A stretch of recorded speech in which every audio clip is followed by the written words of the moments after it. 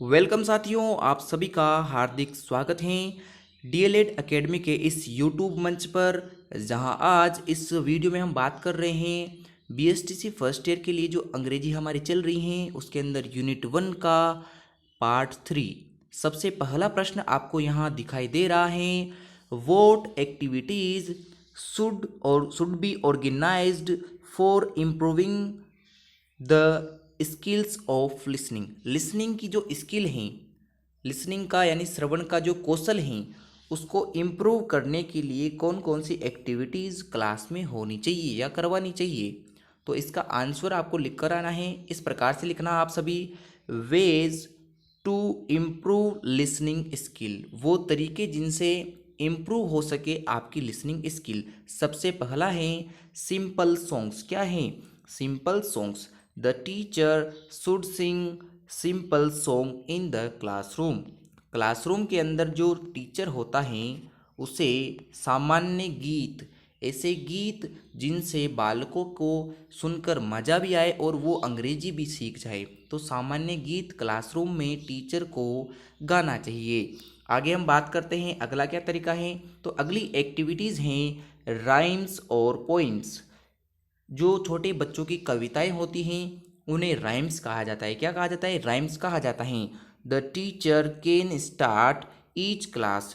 Teacher जो हैं start कर सकता है ईच क्लास, प्रत्येक क्लास को, विद अ सिंपल पोइम और राइम।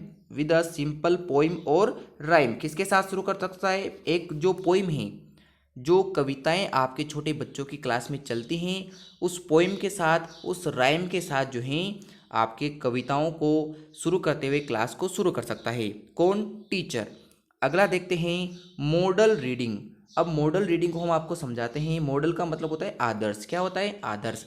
तो आदर्श कथन कहेगा, जो बातें वो टीचर बोलेगा वैसे ही कौन रिपीट करता है? फिर उसको उसको स्टूडेंट रिपीट करते हैं। इससे जब टीचर बोलता है तब बच्चे अच्छे प्रकार से सुनेंगे और उसको सुनकर ही वो बोलने का प्रयास करेंगे, तो उनकी लिसनिंग स्किल मॉडल रीडिंग से इम्प्रूव होती हैं। तो इसमें समझते हैं, the teacher can do model reading.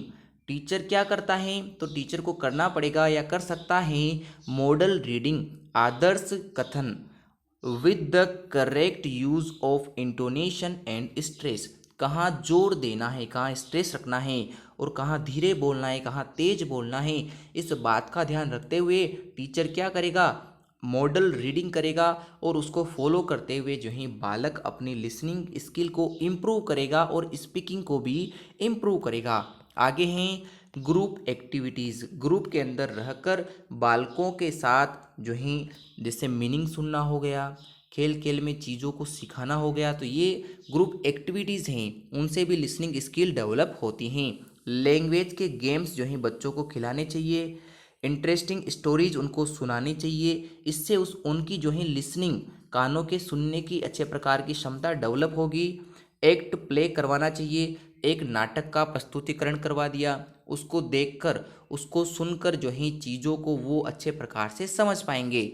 Maintain eye contact with speaker. बच्चों से कहना चाहिए कि आप जो है आंखों से आंखें मिलाइए टीचर के साथ, बोलने वाले के साथ, ताकि लिसनिंग जो है आपकी अच्छी इम्प्रूव हो सके, आपका सारा जो फोकस है वो क्लास में बना रहे। अगला है visualise what the speaker is saying.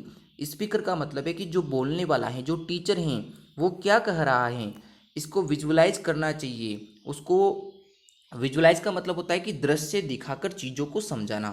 तो ये होना चाहिए एक टीचर के अंदर, जिससे वो बालकों में लिसनिंग स्किल को इम्प्रूव करवा सके। अगला है wait for a pause to ask question.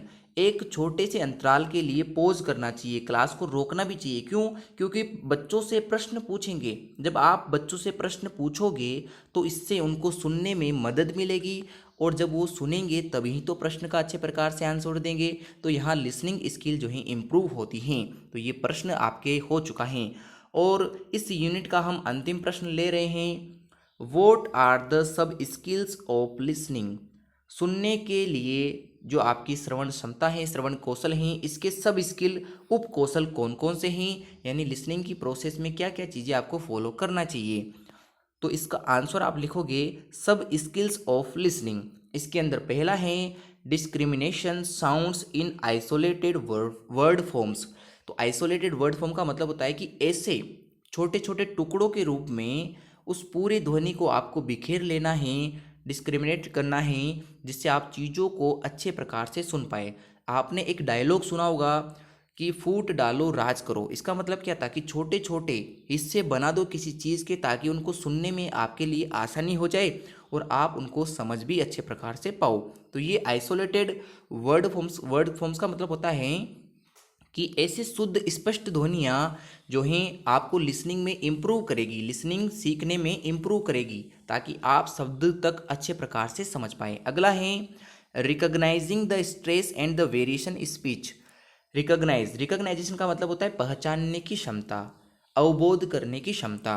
किसको? स्ट्रेस की कहाँ जोर दिया गया है। टीचर पढ़ाते वक्त जिस जगह पर जोर देता है उसको पहचानने की क्षमता जो है किससे बढ़ती है? लिसनिंग से बढ़ती हैं। तो एक लिसनिंग का सब स्किल हो गया। And the variation in speech, बोलने में कहाँ कहाँ विविधताएं थी, क्योंकि सब जगह टीचर एक जैसा नहीं बोलता है, उसके अंदर पिच हैं। जैसे आपकी जो आवृत्ति हैं, बोलने में अलग अलग प्रकार की आवृत्ति पिच स्पष्ट रूप से आपको सुनाई देती हैं। तो वेरिएशन का मतलब होता है अलग अलग प्रकार की चीज़ें जो हैं भाषण में होती हैं, उसको भी लिसनिंग से ही पहचाना जा सकता है। आगे देखते हैं अंडरस्टैंडिंग द इंटोनेशन।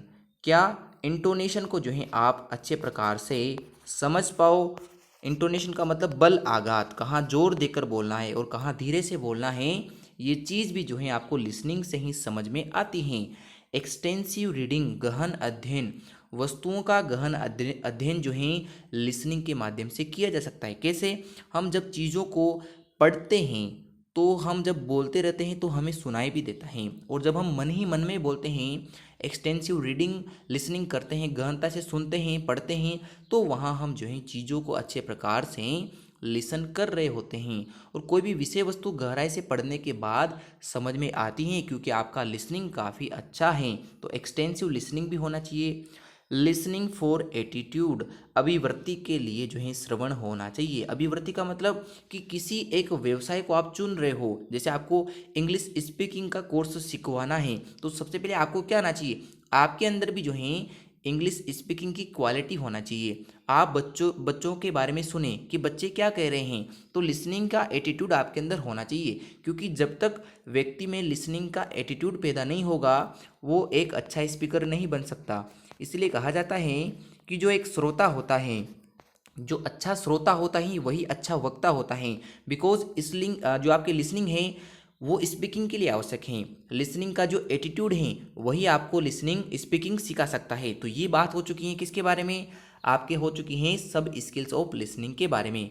तो मुझे पूरी उम्मीद है दोस्तों कि मैंने जो पढ़ाया आपको वो अच्छे प्रकार से समझ में आया होगा। इसके बाद हम बात करेंगे यूनिट सेकंड के फर्स्ट वीडियो की नेक्स्ट वीडियो में। तो आप कमेंट करके बताइएगा कि आपको जो मैंने पढ़ाया है वो क्या आपको समझ में आया या नहीं आया है। और इस वीडियो की जो पीडीएफ है आपको निःशुल्क टेलीग्राम चैनल पर मिल जाएगी, इस वीडियो के अपलोड होने के 1-2 घंटे के बाद।